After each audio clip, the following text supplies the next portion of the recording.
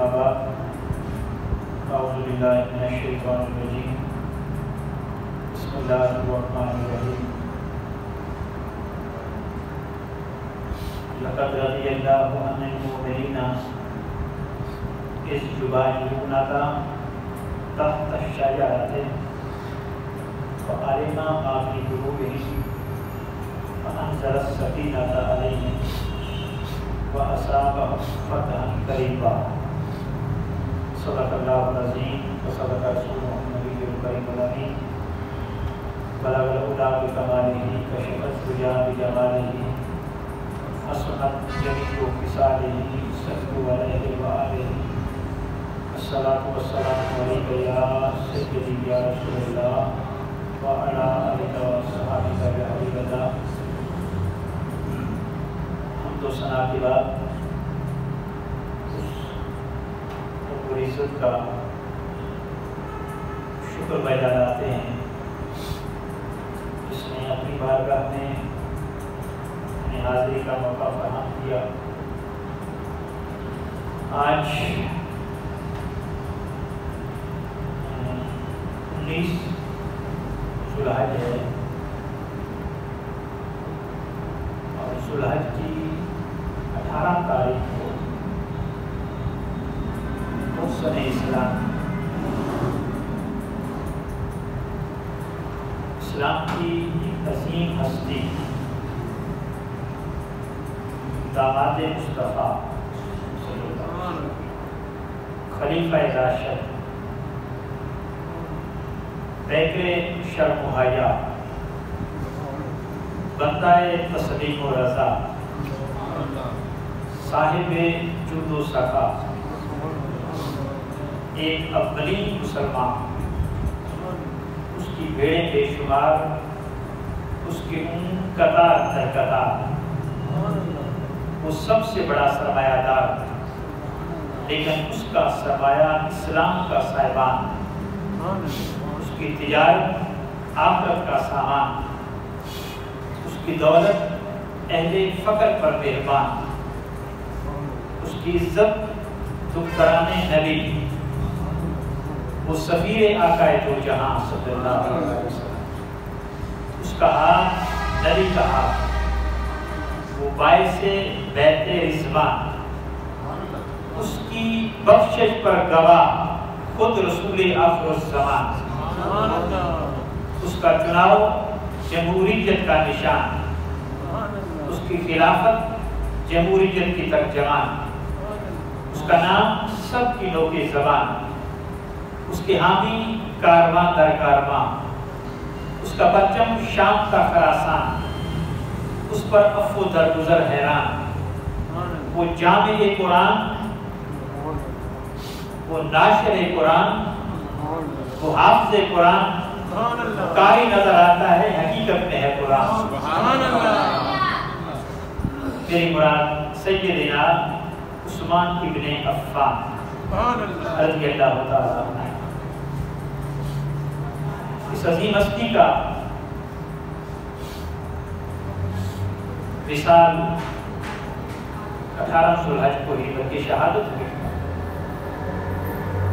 24 हिजरी से लेकर 35 हिजरी तक आपका दौरे खिलाफत 12 साल से 12 दिन कम आप खलीफा रहे। हज़ूर नबी मुकर्रम सल्लल्लाहु अलैहि वसल्लम के साथ आपका रिश्ता ये है कि आपकी नानी आका अलैहिस्सलाम की फूफी है। कुरैश में आपको एक बड़ा मकाम हासिल था। ज़माना जahiliyyat में भी नेक पासा मुत्तकी थे। उस दौर में 17 लोग पढ़े लिखे थे जिनमें एक नाम हज़रत उस्मान इब्ने अफ़्फ़ान रज़ियल्लाहु ताला।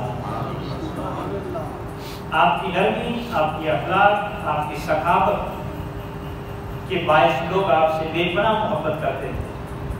ज़माने जahiliyyat में हद से ज़्यादा प्यार कुरैश करते थे, बल्कि माएँ अपने बच्चों को जब प्यार का इजहार कराती तो यूँ कहती, बेटे मैं आपसे ऐसे प्यार करती हूँ जैसे कुरैश उस्मान से प्यार करते हैं।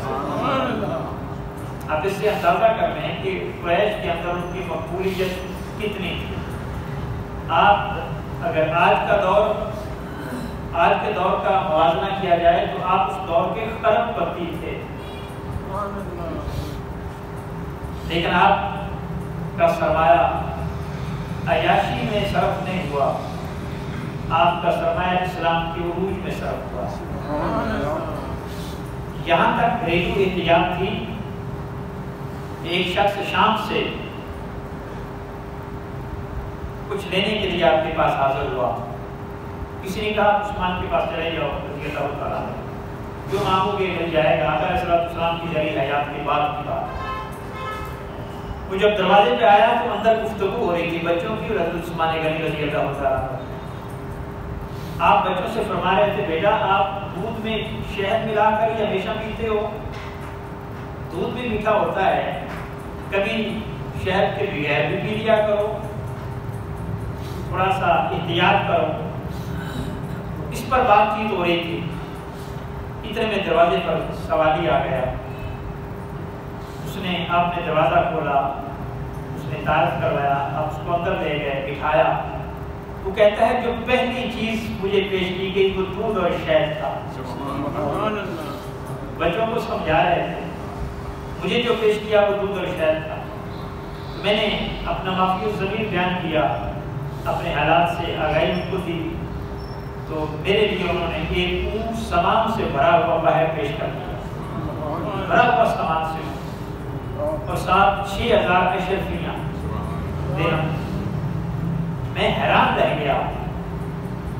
جب وہ بات ہو رہی تھی تو میں باہر کھڑا سوچ رہا تھا کہ بس چکر تو لگ گیا ہے، لیکن مجھے یہاں سے کچھ ملنے والا نہیں. جو بچوں کو اتنی تاکید کر رہے ہیں وہ اتنی سخاوت مجھ پر کیسے کریں گے؟ میں جب باہر نکلا تو میرے سامنے کھڑا تھا ہوں. فرمایا یہ سامان بھی اونٹ کا ہے، آپ کا ہے، یہ اونٹ بھی آپ کا ہے، اور 6000 اشرفیاں بھی آپ کی. میرے پاؤں طرف سے زمین نکل گئی. میں حیران ہو گیا کہ یہ ماجرا کیا، گھر میں اتنی کفایت شاعری. میں نے پوچھ لیا کہ حضور میں تو یہ توقع نہیں رکھتا تھا کہ آپ اتنا مجھے دیں گے، آپ تو بچوں کو یوں کہہ رہے تھے. آپ نے اس کے بدلے میں ایک جملہ ارشاد فرمایا. فرمایا اللہ نے مجھے دولت بچوں کی عیاشی کے لیے نہیں دی، مخلوق خدا کی خدمت کے لیے دی. یہ جملہ مجھے بچوں کی عیاشی کے لیے یہ دولت نہیں دی، اپنی مخلوق کی خدمت کے لیے دی. اور یاد رکھو جب اللہ عطا کرتا ہے تو اپنی ذات کے لیے نہیں کرتا کہ یہ تیرا ہی ہے تو جہاں چاہے خرچ کر، نہیں، اس میں حصہ رکھ دیتا ہے. غریبوں کا، یتیموں کا، مسکینوں کا، بیواؤں کا، بے آسروں کا، بے کسوں کا، بے سہاروں کا اس میں حصہ ہوتا ہے. اب آدمی یہ کہے کہ اگر میں نے اس کو دے دیا تو میں نے اس پر بہت احسان کیا ہے، نہیں. حضرت عثمان غنی رضی اللہ تعالیٰ عنہ فرماتے ہیں کہ اللہ کا تم پر بہت بڑا احسان ہے کہ کوئی غریب تمہارے پاس آ جائے. غرباء کا تمہارے پاس آنا یہ اللہ کا بہت بڑا انعام ہے. ہمارا کام ہے جن کے جو صاحب حیثیت ہے ان کا کام ہے ان کو تلاش کر کے ان تک اللہ کا دیا ہوا مال پہنچانا. یہ ہماری ذمہ داری ہے، یہ فرض ہے، یہ مستحب نہیں، فرض واجب کے زمرے میں آتا ہے. اور اگر وہ چل بھی آ جائے تو ہمارا تو آدھا کام ہو گیا. تو فرمایا کہ اللہ کا انعام سمجھو اگر غریب تمہارے پاس آتا ہے. حضرت عثمان غنی کا یہ جملہ سنہری حروف سے لکھنے کے مترادف ہے کہ فرمایا کہ اللہ نے مجھے مال میرے بچوں کی عیاشی کے لیے نہیں دیا، مخلوق خدا کی خدمت کے لیے دیا. ساری زندگی اسی پر. پچھلا دور دیکھا جائے تو جب آقا علیہ السلام مدینہ طیبہ تشریف لائے تھے تو پانی کا مسئلہ تھا. یہودی کا کنواں تھا، وہ مہنگے داموں پانی بیچتا تھا. تو آقا علیہ السلام نے فرمایا کہ کوئی شخص ہے جو جنت کے بدلے کنویں کا سودا کرے، میں اس کو جنت لے کر دیتا ہوں، وہ کنواں لے کر دے دے. حضرت عثمان غنی اٹھے، انہوں نے یہودی سے سودا کر لیا. اس نے مکمل کنواں نہیں بیچا، آدھا بیچا. آپ نے واقعہ سنا ہوا ہے کتابوں میں، آدھا بیچا. تو آپ نے منہ مانگی قیمت دے کر اس سے آدھا کنواں لے لیا. لیکن پھر کیا ہوا کہ آپ تو پانی فری دیتے تھے، وہ بیچتے تھے، ایک دن میں لوگ پانی دوسرے دن کا بھی بھر لیتے تھے، جمع کر لیتے تھے، اب دوسرے دن اس سے کوئی پانی لینے والا نہیں ہوتا تھا، پھر اس نے خود آفر کی تھی کہ یہ دوسرا حصہ بھی مجھ سے. تو جنت کے بدلے میں پہلا سودا آپ نے مدینہ طیبہ میں اس پانی کا کیا ہے. آج بھی پانی کا مسئلہ ہے، صاف پانی نہیں ملتا. آج بھی اگر ایسے نلکے لگا کر دے دیے جائیں، ایسے فلٹریشن کر کے دے دی جائے، پبلک پلیس پر پانی کا انتظام کولر لگا کے رکھ دیے جائیں، تو یہ ہمیشہ کے لیے ثواب ملتا رہے گا. اشارہ آقا نے دے دیا، ان کے لیے تو واجب کر دیا، ہمیں اشارہ دے دیا کہ تم بھی جنت کے مستحق ہو سکتے ہو اگر لوگوں کے لیے پانی کا مسئلہ حل کر لو. اور پھر جب غزوہ تبوک ہوا تو بڑا مشکل مرحلہ تھا، 30,000 کے لشکر کی تیاری تھی اور بڑا دور سفر پہ جانا تھا. اس سے پہلے اتنا بڑا لشکر اسلام نے نہیں دیکھا تھا، مسلمانوں نے ترتیب نہیں کیا تھا. اس وقت بھی 200 اونٹ سامان سے بھرے ہوئے حضرت عثمان غنی رضی اللہ تعالیٰ نے پیش کر دیے. اور آقا علیہ السلام خوش ہو کر فرما رہے تھے آج کے بعد عثمان جو بھی کرے اس سے بات پرس نہیں ہوگی، اس سے بات پرس نہیں ہوگی. تو یہ جو میں نے آیا مقصہ تلاوت کی ہے، اس میں بھی ذکر ہے حضرت عثمان غنی رضی اللہ تعالیٰ عنہ کے حوالے سے یہ آیت نازل ہوئی. جب حدیبیہ ہوا تو حدیبیہ میں آپ عمرہ کرنے کے لیے جا رہے تھے، حدیبیہ پر پہنچے تو انہوں نے روک دیا کہ آپ آگے نہیں آ سکتے، مشرکین مکہ نے. اس وقت پھر آپ نے سفیر بنا کر حضرت عثمان غنی رضی اللہ تعالیٰ عنہ کو بھیجا. سفیر بھی کسی معمولی شخص کو تھوڑا ہی بھیجا جاتا ہے. آپ کا انتخاب عثمان غنی پر ہوا تھا تو ایسے نہیں تھا. پھر اس میں بہت زیادہ فضیلتیں لکھی حضرت عثمان غنی کی، اس میں بہت زیادہ اشارات ملے حضرت عثمان غنی کی واقعہ سے. قرآن مجید فرقان حمید اب اس کی گواہی دیتا ہے کہ جب وہاں خبر پہنچی کہ شہید کر دیا گیا حضرت عثمان غنی رضی اللہ تعالیٰ عنہ کو، تو حضور نے پھر بیعت دی. اس بیعت کا ذکر قرآن میں ہے. اللہ نے فرمایا، یہ سورہ فتح 12 نمبر 26 رکوع نمبر 10 11 یہاں سے شروع ہوتا ہے. لقد رضی اللہ عن المؤمنین، اللہ ایمان والوں سے راضی ہو گیا. اللہ ایمان والوں سے راضی ہو گیا. کن ایمان والوں سے؟ اور کب راضی ہو گیا؟ اس یبایعونک تحت الشجرۃ، جب وہ درخت کے نیچے آپ سے بیعت کر رہے تھے.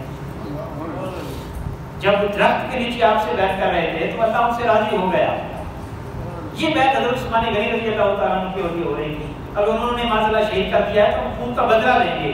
1500 صحابہ آقا علیہ السلام کے ہاتھ پر بیعت کر رہے ہیں حضرت عثمان غنی کے خون کا بدلہ لینے کے لیے. اس سے اندازہ کریں عثمان غنی کی اہمیت کیا ہے. 1500 صحابہ بیعت کر رہے ہیں اور یہ بیعت اب خود نہیں ہو رہی، اللہ کہہ رہا ہے کہ بیعت کرو. حضرت عثمان غنی کے خون کا بدلہ لینے کے لیے اللہ اہتمام کر رہا ہے. اور پھر اللہ فرماتا ہے کہ انہوں نے بیعت لی نا، کوئی عام غزوے کے لیے تو نہیں ہوئی تھی، یہ بیعت کسی اور جنگ کے لیے تو نہیں ہوئی تھی، عثمان غنی کے خون کے بدلے کے لیے ہوئی تھی. تو اللہ گواہی دے رہا ہے، اللہ فرما رہا ہے کہ اللہ ان مومنوں سے راضی ہو گیا جنہوں نے بیعت کر لی ہے. حضرت عثمان غنی کی خاطر بیعت کی گئی تو اللہ فرماتا ہے میں ان مومنوں سے راضی ہو گیا. اور پھر آگے بات بتا بھی بڑی ہے. فرمایا فعلم ما فی قلوبہم، اللہ فرماتا ہے میں نے ان کے دلوں کو جان لیا ہے کس جذبے کے ساتھ اور صدق و وفا کے ساتھ وہ بیعت کر رہے تھے. معذاللہ کو منافقت نہیں تھی کہ اوپر سے بیعت کر رہے تھے، اندر سے دل ان کے حضرت عثمان غنی کے لیے نہیں دھڑک رہے تھے. نہیں، فرمایا وہ دل و جان سے بیعت کر رہے تھے. اب آپ اندازہ کریں کتنی بد نصیبی کی بات ہے کہ اس امت کو ٹکڑے ٹکڑے کیا جا رہا ہے اور کیا گیا ہے صحابہ اور اہل بیت کے درمیان کی تفاوت اور ووٹ پیدا کرنے کے لیے. اب 1500 صحابہ میں حضرت علی بھی موجود ہیں، 1500 صحابہ میں حضرت علی مرتضیٰ بھی موجود ہیں، اور اتنے کثرت کے ساتھ صحابہ حضرت عثمان غنی کے لیے بیعت کر رہے ہیں. اس سے پتہ چلا کوئی بود نہیں تھا، کوئی دوری نہیں تھی، سارے کے سارے صحابہ آپس میں یکجان تھے اور محبت کرنے والے تھے اور دل سے کر رہے تھے. کیونکہ اللہ نے گواہی دے دی کہ وہ دل سے کر رہے تھے، اللہ جان گیا کہ وہ دل سے کر رہے تھے. اور پھر اس کے بدلے میں کیا ہوا؟ فَأَنزَلَ السَّكِينَةَ عَلَيْهِمْ، اللہ نے ان کے دل میں صدق و وفا پایا اور ان پر سکون نازل کر دیا، وہ مطمئن ہو گئے. وَأَصَابَهُمْ فَتْحًا قَرِيبًا، اور ہم نے اس کے بدلے میں انہیں قریب آنے والی فتح کا انعام دے دیا. وہ فتح خیبر کی. اب یہ عثمان غنی کی وجہ سے سارے حمال ہو رہے ہیں. ایک تو ان کے دلوں پر سکون نازل کر دیا, دوسرے ان کے دلوں کو دیکھا کہ جس کو سما سے بھرا ہوا ہے, پیکر وفا ہے, پیکر صدق ہے, اور تیسرا انعام یہ ملا کہ ان کے لیے فتح لازم کر دی حضرت عثمان غنی رضی اللہ تعالیٰ عنہ کے لیے. اور پھر آقا علیہ الصلوۃ والسلام کے ہاتھ پر سب نے ہاتھ رکھا, حضور نے نیچے حضور نے گھروں کے ہاتھ پر ہاتھ رکھا, اور اللہ نے فرمایا ید اللہ فوق ایدیہم, میرے باپو جو آپ نے ہاتھ رکھا تھا وہ آپ نے نہیں, وہ تو خدا نے رکھا تھا. اتنی بڑی برکتیں ہیں اس بیت کے اندر. اور حضرت عثمان غنی رضی اللہ تعالیٰ عنہ ادھر تو یہ عمل ہو رہا تھا, ادھر آپ جب گئے تو حضرت سفیان نے کہا تھا آپ کعبہ کا طواف کر لیں, ہم آپ کے صاحب محمد صلی اللہ علیہ وسلم کو نہیں آنے دیں گے, خطرہ ہے وہ جنگ کرنے کے لیے آئے ہیں, آپ کو اجازت ہے, آپ کے ساتھ ہمارے دینا تعلقات ہے, رفاقت ہے, آپ کر لیں. آپ نے فرمایا خدا کی قسم میں اس وقت تک طواف نہیں کروں گا جب تک میرا مصطفیٰ سامنے نہیں ہوگا. شریعت میں تو ایسا نہیں ہے کہ حضور کے بغیر طواف نہ کرو. 6 ہجری کا واقعہ ہے, 6 سال ہو گئے تھے صحابہ کو دیکھے ہوئے, عثمان غنی نے ہجرت کی تھی, 6 سال سے پہلے کعبے کا طواف کیا تھا. وہ کعبہ جس کو صبح شام کرتے تھے, ہر میں کعبہ طواف کعبہ کیا کرتے تھے, دیکھا کرتے تھے, ہجرت کو غصہ دیا کرتے تھے. تو 6 برس گزر گئے تھے, اب 6 برس کے بعد موقع ملا ہی ہے, تو کوئی شریعت منع تو نہیں کر رہی. آقا علیہ السلام نے منع کر کے بھیجا تھا کہ آپ نے میرے بغیر طواف نہیں کرنا, لیکن ایک قلبی لگاؤ ہوتا ہے, قلبی تعلق ہوتا ہے. ہمیں کیا پتا تھا رسول کا, ہمیں کیا خبر تھی سجود کی, تیرے نقش پاک کی تلاش کی جو رہا تھا نماز. میری زندگی بھی عجیب ہے, میری بندگی بھی عجیب ہے, جہاں مل گیا تیرا نقش پاک وہیں کعبہ بنا لیا. انہوں نے کہا کہ ہمیں تو کعبے کا کعبہ بتایا مصطفیٰ نے, ہمیں کیا پتا یہ کعبہ کیا ہے, اس کے آگے کی اہمیت کیا ہے, اس کی عزت و حرمت کیا ہے, ہمیں تو یہ سارا کچھ بتایا مصطفیٰ نے ہے. آج کعبے کا طواف مصطفیٰ کے بغیر میری غیرت ایمانی گوارا نہیں کرتی. اور تاریخ میں ہے کہ آپ نے طواف نہیں کیا, محبت کا واقعہ ہے نا یہ, آپ نے طواف نہیں کیا, یہ محبت کا مسئلہ ہے, ورنہ شریعت اس بات سے نہیں روکتی. اور ادھر حضرت علی المرتضیٰ رضی اللہ تعالیٰ عنہ بجمن واقعہ آ گیا. وہ جب حدیبیہ کا معاہدہ لے کر رہے تھے تو انہوں نے لکھا تھا من محمد رسول اللہ, من جان محمد رسول اللہ. مشرکین مکہ نے اعتراض کیا کہ ہمارا معاہدہ محمد رسول اللہ کے ساتھ نہیں, ہمارا معاہدہ محمد بن عبداللہ کے ساتھ ہے, آپ محمد رسول اللہ مٹاؤ, اگر معاہدہ کر لیا تو پھر تو ہم مان گئے, ہم تو نہیں مانتے, لہذا محمد بن عبداللہ لکھو, ہمارا معاہدہ محمد بن عبداللہ کے ساتھ ہے. تو آقا علیہ السلام نے فرمایا ٹھیک ہے, ٹھیک کہہ رہے ہیں آپ, مٹا دو. اب حضرت علی کا ہاتھ محمد رسول اللہ لکھ تو سکتا ہے, مٹا نہیں سکتا. آقا علیہ السلام نے 3 بار کہا علی مٹا دو, علی مٹا دو. علی خاموش ہیں. 1500 صحابہ میں سے کسی ایک صحابی نے بھی نہیں کہا علی جب نبی کہہ رہے ہیں مٹا دو, مٹاتے کیوں نہیں ہو, محمد بن عبداللہ لکھتے کیوں نہیں ہو. سارے صحابہ اور حضرت علی المرتضیٰ بیکسوا زبان حال سے کہہ رہے تھے کہ آقا ہم مٹ تو سکتے ہیں, محمد رسول اللہ مٹا نہیں سکتے. یہ محبت کا واقعہ ہے, تو نہیں مٹایا. پھر حضور نے خود اس کو کاٹا اور پھر کہا کہ آپ محمد بن عبداللہ لکھ دیں.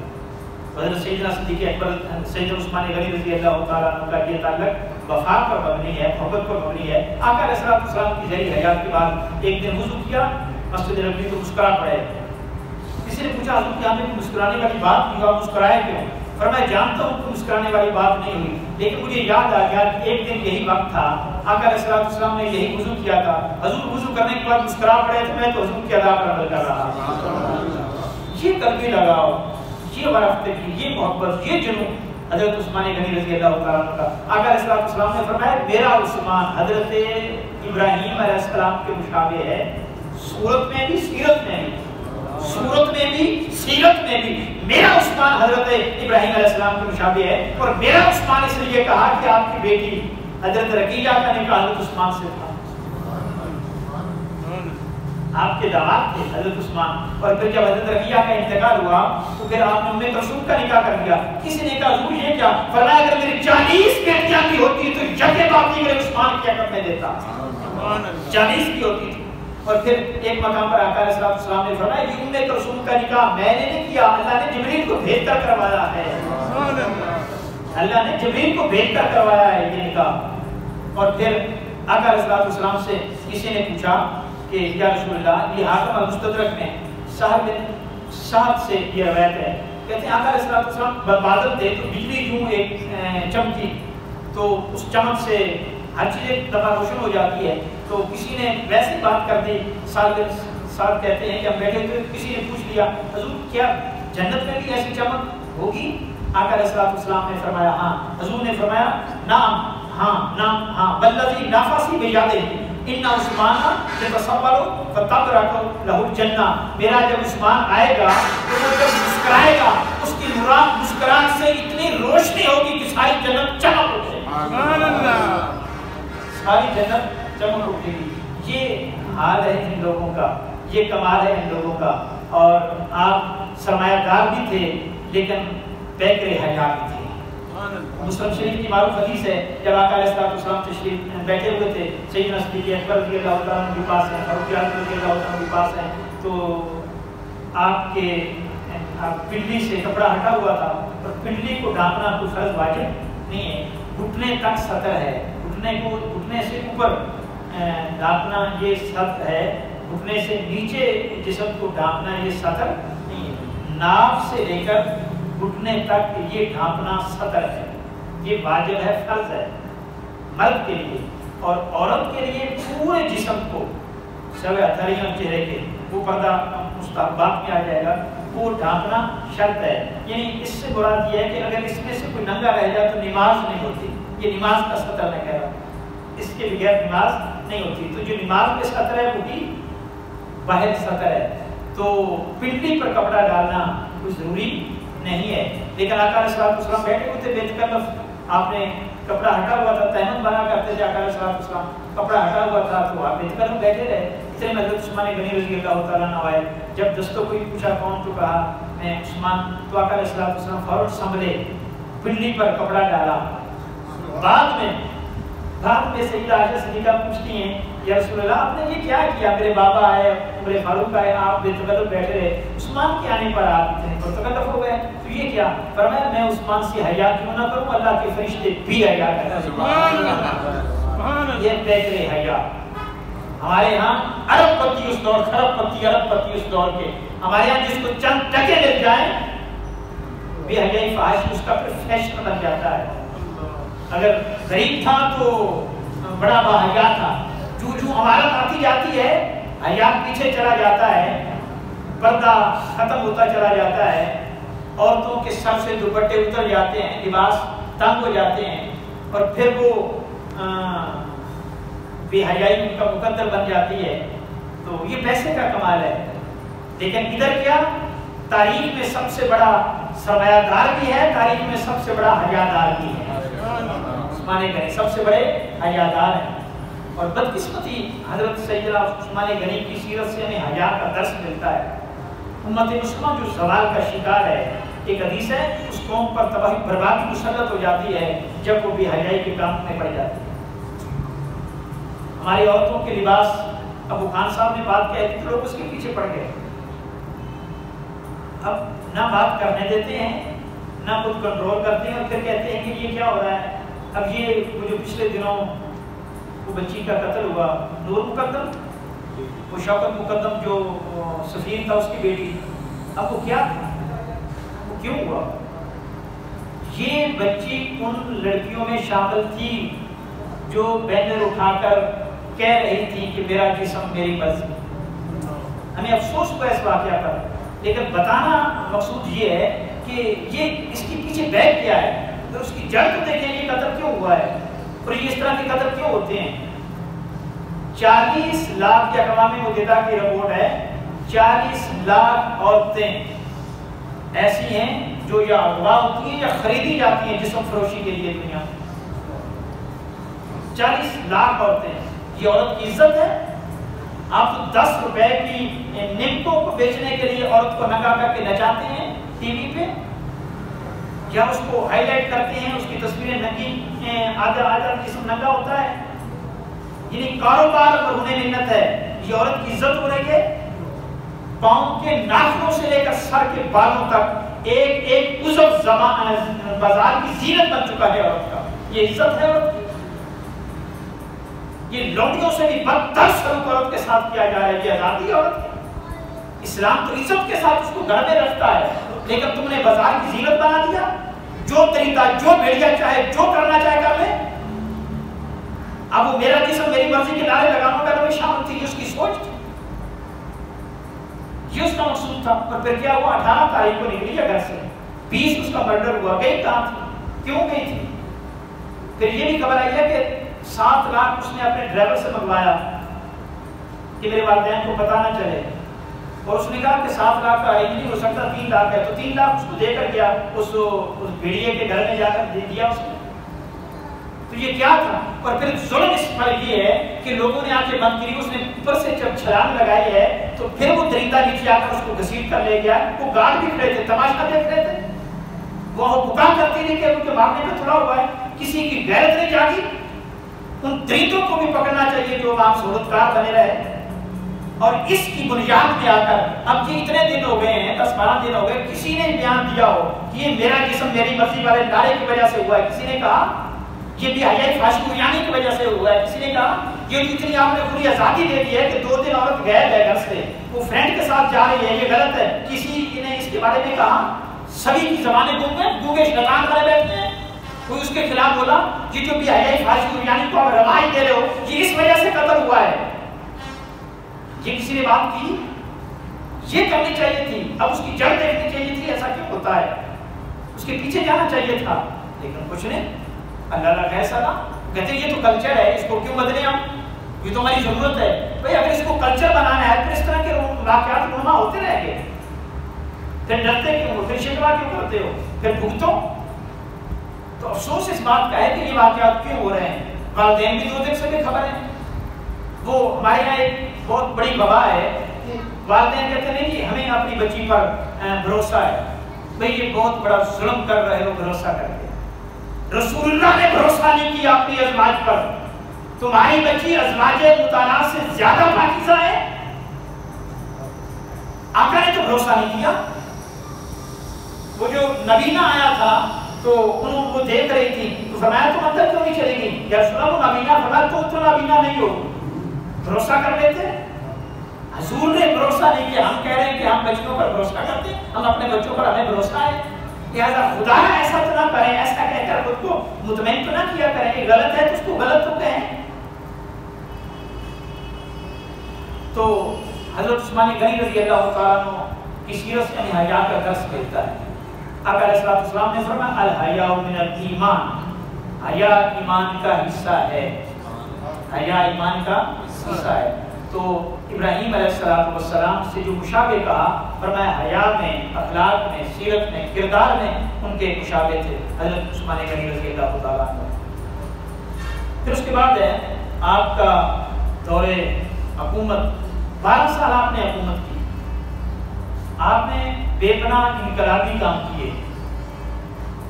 محکمہ پولیس کو آپ نے اپگریڈ کیا. عام مسافروں اور مساکین کے لیے عام دسترخوان اور رہائش کا اہتمام کیا. جو 1400 سال کے بعد پناہ گاہیں بن رہی ہیں، اچھی ہیں، اپریشیٹ کرتے ہیں. حضرت عثمان غنی نے پہلے بنا دی پناہ گاہیں اور ان میں کھانا فری ملتا تھا. ان میں کھانا فری تھا. اور پھر پانی کے چشمے بنوائے. مختلف جگہ پہ پانی کا ارینج کیا تاکہ راستے میں لوگوں کو پانی کا پرابلم نہ پیش آئے. آپ کے دور میں زراعت نے بہت ترقی کی. بند باندھے گئے سیلاب کو روکنے کے لیے. سڑکوں پر آپ نے ریسٹورنٹ بنوائے، چوکیاں بنوائیں. پولیس کو باقاعدہ تنخواہ پر رکھا اور چوکیاں بنوائیں اور عسکری نظام وضع کیا. یہ فوج باقاعدہ حضرت فاروق اعظم رضی اللہ عنہ کے دور میں شروع ہو گیا تھا. باقاعدہ فوجی بھرتی کیے، پھر ان کو تنخواہیں ملتی تھی. حضرت عثمان غنی نے اس کو مزید اپ گریڈ کیا، مزید بہتر کیا. خزانہ بیت المال کا بھرا آپ نے. ائمہ اور مساجد اور مؤذنین باقاعدہ تنخواہ پر رکھے کہ اب یہ اللہ کے دین کا کام کریں گے. اب ان کی ذمہ داری ریاست پر ہے تو ریاست ان کو پے کیا کرتی تھی. یہ جو اوقاف کی مسجدیں ہیں ان کا اصل فلسفہ یہ ہے کہ وہ اللہ اور اس کے رسول کے دین کا کام کریں، تعلیم و تربیت کا ریاست ان کو پے کرے. لیکن وہ مسجدیں تھوڑی ہیں اور اوقاف کا محکمہ بھی بس اتنے تک کی محدود ہو گیا ہے. اب ہمارے یہاں مساجد جو ہیں وہ محلے کی ذمہ داری بن کے رہ گئی ہے، تو اس میں پھر ائمہ مؤذنین کی تنخواہیں مقرر کی جاتی ہیں۔ اور پھر آپ نے 44 لاکھ مربع میل پر حکومت کی تھی۔ خلیفہ بنتے ہی آپ نے اس دور میں 100 درہم سرکاری ملازمین کی تنخواہوں میں اضافہ کیا، 100 درہم۔ اور پھر آپ نے سول، فوجی، عدالتی، مالی اور مذہبی محکمے بنائے تھے، پھر کو الگ الگ کیا تھا۔ اور پھر یہاں پہ بڑی بات، بچوں کی وظیفے مقرر کیا، بچوں کے وظیفے۔ اور پھر اس میں ایک اصول تھا کہ جب بچہ تھوڑا سا بڑا ہو جاتا ہے، 1 سال اس کی ایج ہوگی تو اس کا وظیفہ تھوڑا بہت بڑھا دیا جائے گا، وظیفہ اس کا بڑھا دیا جائے گا۔ تو یہ کام تھے جو انقلابی سطح پر آپ نے فرمائے تھے۔ اور ایک اہم بات، جب آپ خلیفہ بنے تھے، عرب کے سب سے متبول آدمی، امیر ترین آدمی تھے، اور جس دن آپ کی شہادت ہوئی تھی، آپ کی وراثت میں صرف 2 گھوڑے تھے، 2 اونٹ تھے صرف۔ جب آپ کی شہادت ہوئی تھی تو صرف 2 اونٹ تھے۔ اور پھر آپ کی شہادت بھی بڑے دردناک المناک طریقے سے ہوئی ہے۔ باغیوں نے آپ کے گھر کا محاصرہ کیے رکھا، 40 دن تک آپ کے گھر کا محاصرہ رہا۔ اتنے بڑے خلیفہ وقت ہیں، 44 لاکھ مربع میل پر آپ کی حکومت ہے۔ حضرت امیر معاویہ رضی اللہ تعالیٰ عنہ نے شام سے خط لکھا تھا، حضور آپ اجازت دیں ان باغیوں کا قلع کما کرنے کے لیے میں یہاں سے فوج لے آتا ہوں۔ حضرت علی مرتضیٰ رضی اللہ تعالیٰ نے پیشکش کی تھی کہ میں یہاں پہ ارینج کرتا ہوں فوج کا۔ آپ نے اپنے بیٹے حسن حسین کو بھی ان کی حفاظت کے لیے معمور کیا ہوا تھا، لیکن 82 سال 80 سے 82 سال کی ایج کیا، لیکن آپ نے ایک جواب دیا تھا۔ آپ نے فرمایا تھا کہ اپنی ذات کی خاطر اللہ کے رسول کی گلیوں کو خون سے آلودہ نہیں کرنا چاہتا، میں صبر کرنا چاہتا ہوں۔ آپ نے ایسا کوئی قدم نہیں اٹھایا جس سے قتل و غارت ہو۔ تو پھر باغیوں نے آپ کو 18 ذوالحج کو عصر کے بعد جمعے کا دن تھا، آپ کو شہید کر دیا گیا۔ یہ بہت بڑا المیہ ہے۔ پھر اس کے بعد امت اکٹھی نہیں ہو سکی۔ پھر وہ امت کو جو اتحاد حضرت عثمان غنی تک میسر تھا، پھر وہ میسر نہیں ہو سکا۔ پھر اس کے بعد حضرت علی المرتضیٰ خلیفہ بنے، ادھر شام میں حضرت امیر معاویہ نے اپنی اعلیٰ خلافت کا اعلان کر دیا۔ پھر ان کے درمیان بھی آپس میں کوئی اچھے حالات نہیں گزرے۔ پھر اس کے بعد واقعہ کربلا پیش آیا، اس کے بعد بنو عباس بنو امیہ کا جھگڑا رہا۔ تو یہ حضرت عثمان غنی کے بعد امت کو اتحاد میسر نہیں ہو سکا۔ دعا ہے اللہ جل مجدہ حضرت عثمان غنی کی کہ درجات کو بلند فرمائے اور امت کو اتحاد اور اتفاق عطا کرنے